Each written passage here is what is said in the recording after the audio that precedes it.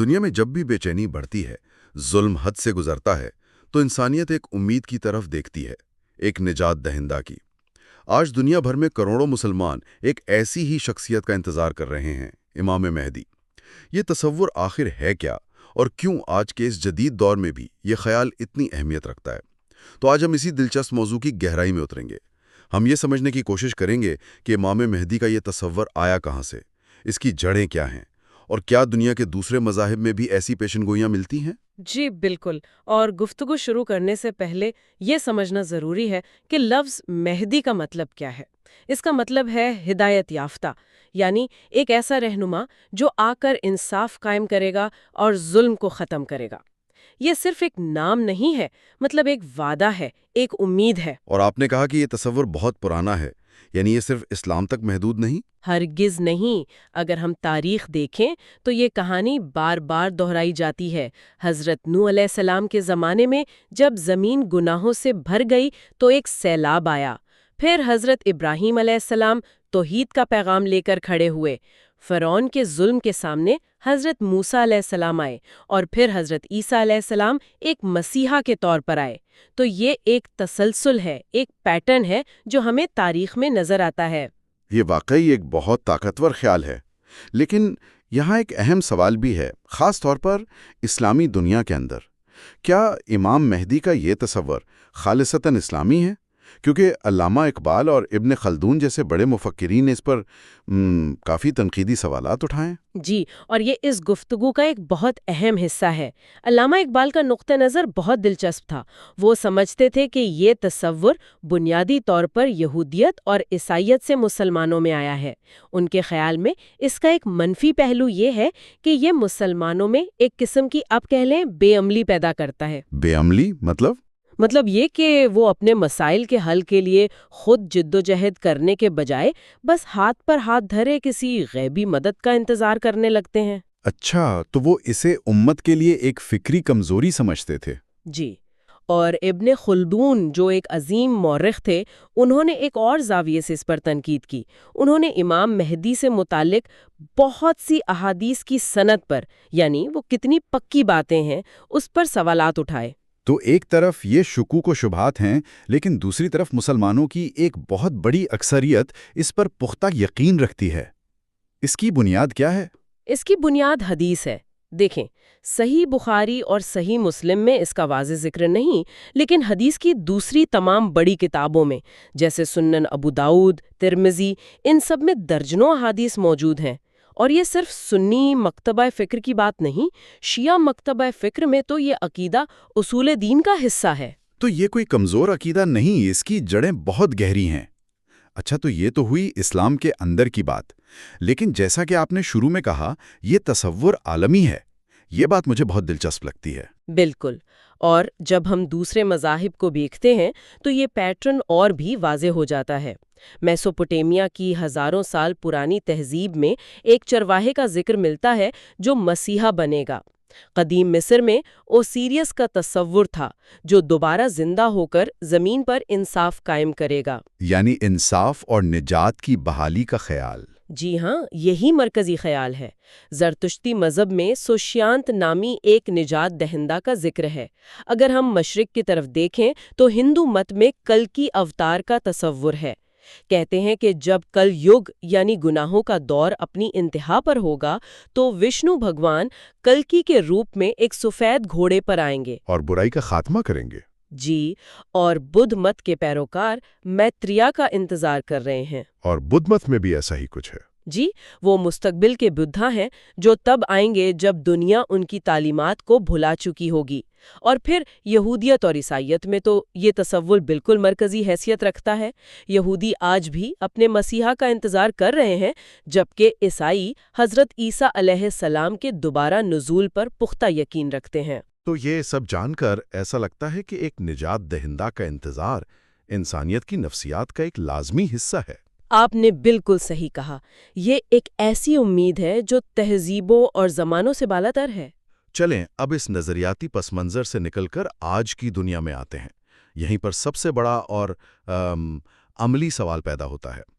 آج ہم ایک ایسی دنیا میں رہتے ہیں جہاں سپر پاورز کے پاس ایٹم بم ہے، ڈرون ٹیکنالوجی ہے، وہ معیشت کو کنٹرول کرتے ہیں، ہر شخص کی نگرانی ہو رہی ہے۔ ایسے میں ایک شخصیت وہ ان عالمی طاقتوں کا مقابلہ کیسے کرے گی؟ یہ تو کسی سائنس فکشن فلم کی طرح لگتا ہے۔ یہ واقعی اس پوری بحث کا سب سے چیلنجنگ سوال ہے۔ پیشین گوئیوں کے مطابق امام مہدی کا ظہور کسی پرامن ماحول میں نہیں ہوگا، بلکہ دنیا شدید افراتفری کا شکار ہوگی۔ شام میں ظلم اپنی انتہا پر ہوگا، جیسا کہ ہم کئی سالوں سے دیکھ رہے ہیں۔ گریٹر اسرائیل کا منصوبہ بڑی حد تک مکمل ہو چکا ہوگا، اور سب سے اہم بات، عرب کی ایک بڑی سلطنت میں ایک بادشاہ کی موت کے بعد اس کے بیٹوں میں تخت کے لیے لڑائی شروع ہو جائے گی۔ یعنی ایک عالمی بحران کے بیچ میں ان کا ظہور ہوگا۔ بالکل، اور اسی افراتفری میں ایک شخص مکہ میں خانہ کعبہ کے پاس پناہ لے گا، لوگ اسے پہچان لیں گے اور اس کے ہاتھ پر بیعت کریں گے، اور سب سے پہلے بیعت کرنے والوں کی تعداد ہوگی 313۔ 313! یہ عدد تو بہت علامتی ہے۔ جنگ بدر میں مسلمانوں کی تعداد بھی اتنی تھی۔ جی ہاں، اور یہ محض اتفاق نہیں ہے، یہ اس بات کی علامت ہے کہ یہ انقلاب تعداد کی بنیاد پر نہیں، بلکہ ایمان اور حکمت کی بنیاد پر آئے گا۔ یہ 313 لوگ عام سپاہی نہیں ہوں گے، یہ دنیا کے کونے کونے سے آئے ہوئے بہترین دماغ ہوں گے۔ جیسے سائنسدان، اسکالرز، فوجی ماہرین۔ جی بالکل، یہ اس تحریک کا نیوکلیس ہوں گے۔ یہ ظاہر کرتا ہے کہ تبدیلی صرف تلوار سے نہیں بلکہ علم اور فکر سے بھی آئے گی۔ لیکن صرف 313 لوگوں کی ایک کور ٹیم پوری دنیا سے کیسے ٹکرائے گی؟ انہیں ریاستی حمایت تو چاہیے ہوگی۔ پیشین گوئیوں میں کچھ علاقوں کا خاص طور پر ذکر ہے: یمن، عراق، شام اور سب سے بڑھ کر خراسان۔ حدیث میں آتا ہے کہ خراسان سے کالے جھنڈوں والے لشکر نکلیں گے۔ خراسان، یہ تو ایک تاریخی علاقہ ہے۔ آج کے نقشے پر یہ کہاں ہے؟ تاریخی خراسان بہت وسیع تھا، جس میں آج کا افغانستان، ایران، ترکمانستان اور پاکستان کے کچھ علاقے شامل تھے۔ اور دلچسپ بات یہ ہے کہ آج بھی ایران میں خراسان نام کا ایک صوبہ موجود ہے۔ اور ایران تو آج کھل کر امریکہ اور اسرائیل کو چیلنج بھی کرتا ہے۔ بالکل، اس کا امریکہ مخالف موقف، اس کی فوجی طاقت اور اس کا سرکاری نظریہ ہی امام مہدی کے ظہور کا انتظار ہے۔ تو یہ سب چیزیں اسے ایک بہت اہم ممکنہ اتحادی بناتی ہیں۔ تو یہاں سے واقعات بہت تیزی سے آگے بڑھتے ہیں۔ جب امام مہدی کا ظہور ہو جائے گا تو عالمی طاقتوں کا رد عمل کیا ہوگا؟ وہ فوراً حرکت میں آئیں گی۔ پیشین گوئیوں کے مطابق وہ اپنا ایک پراکسی، ایک کٹ پتلی کردار میدان میں اتاریں گے، جسے سفیانی کہا گیا ہے۔ یہ شخص شام سے اٹھے گا اور مغربی طاقتوں کی حمایت سے شام اور عراق میں قتل و غارت کرے گا۔ اس کا مقصد امام مہدی کی تحریک کو کچلنا ہوگا۔ یعنی ایک علاقائی خانہ جنگی کا آغاز ہوگا۔ اس سے بھی بڑھ کر، جب سفیانی کو امام مہدی کے مکہ میں ہونے کا پتہ چلے گا تو وہ ایک بڑا لشکر بھیجے گا، اور یہاں ایک ایسا واقعہ پیش آئے گا جو جنگ کے سارے اصول بدل دے گا۔ جب یہ لشکر مکہ اور مدینہ کے درمیان بیدا نامی صحرا میں پہنچے گا تو زمین پھٹ جائے گی اور پورے لشکر کو نگل لے گی۔ واہ، ایک پوری فوج صحرا میں دھنس جائے گی۔ آج کے سیٹلائٹ اور میڈیا کے دور میں اس طرح کے واقعے کو چھپانا تو ناممکن ہوگا۔ اس کے اثرات تو بہت گہرے ہوں گے۔ یقیناً، یہ ایک ایسا معجزہ ہوگا جو دوست اور دشمن دونوں کو واضح پیغام دے گا۔ اس کے بعد دنیا بھر کے بہت سے مسلمان جو پہلے شک میں تھے وہ امام مہدی کو پہچان لیں گے، لیکن دوسری طرف عالمی میڈیا اور کچھ اسکالرز اسے کوئی قدرتی آفت قرار دینے کی کوشش کریں گے اور ان کے خلاف پروپیگنڈے کا طوفان کھڑا کر دیں گے۔ اس معجزے کے بعد کیا سفیانی کی طاقت ختم ہو جائے گی؟ کمزور پڑ جائے گی۔ اس کے بعد امام مہدی اور سفیانی کے درمیان شام میں ایک فیصلہ کن جنگ ہوگی، جس میں سفیانی کو شکست ہوگی اور اسے قتل کر دیا جائے گا۔ اس کے بعد پیشین گوئیوں میں غزوہ ہند یعنی ہندوستان کی فتح کا بھی ذکر ملتا ہے، جس کے بعد وہ ایک عالمی رہنما بن جائیں گے۔ اچھا، اور تب مغربی دنیا یعنی نیٹو اور امریکہ کا کیا موقف ہوگا؟ یہ بہت دلچسپ مرحلہ ہے۔ جب وہ دیکھیں گے کہ فوجی طاقت سے ہرانا ممکن نہیں تو وہ سفارتکاری کا راستہ اپنائیں گے۔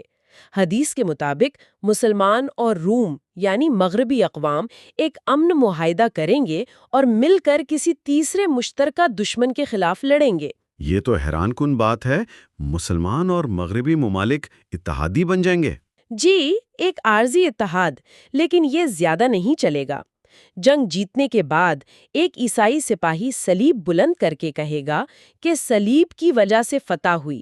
اس پر ایک مسلمان سپاہی کو غصہ آئے گا اور وہ صلیب کو توڑ دے گا۔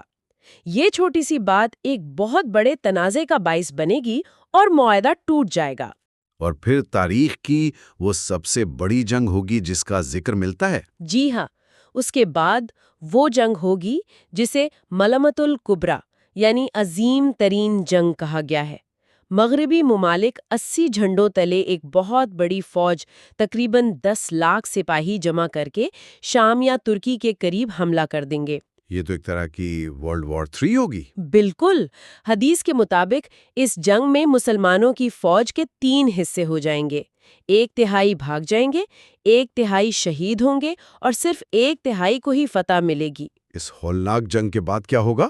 اس عظیم فتح کے بعد مسلمان قسطنطنیہ یعنی آج کے استنبول کی طرف پیش قدمی کریں گے، اور کہا جاتا ہے کہ وہ بغیر لڑائی کے صرف اللہ اکبر کے نعروں کی طاقت سے اس شہر کو فتح کر لیں گے۔ واہ! اور کہانی یہاں اپنے عروج پر پہنچتی ہے۔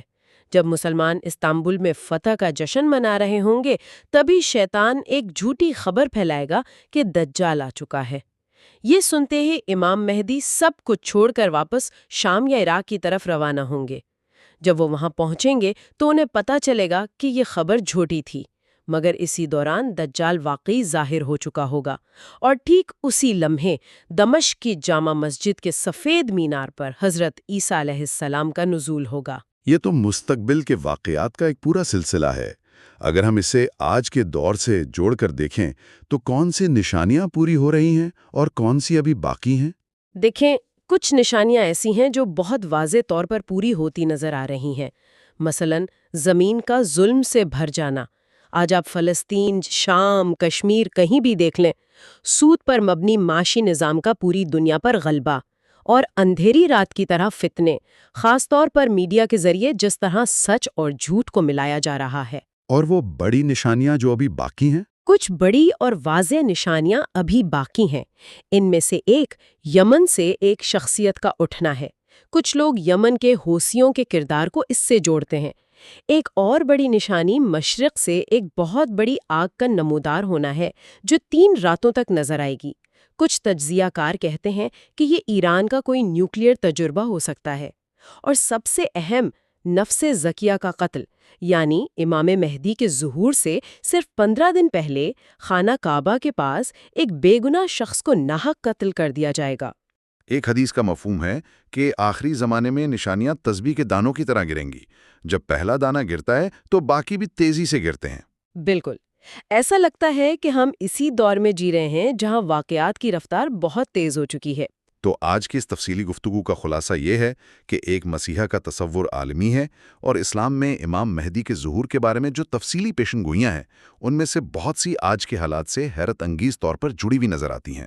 جی ہاں، اور اہم بات یہ ہے کہ کوئی ان پر یقین رکھے یا نہ رکھے، اس حقیقت سے انکار نہیں کیا جا سکتا کہ یہ عقائد کروڑوں لوگوں کے عالمی نظریے اور ان کے اعمال کو متاثر کر رہے ہیں۔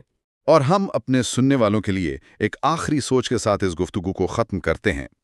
جب قدیم پیشین گوئیاں جدید ٹیکنالوجی، عالمی سیاست اور سپر پاورز کی حقیقت سے ٹکراتی ہیں تو تاریخ کا رخ کون طے کرتا ہے؟ انسانی ارادہ یا تقدیر؟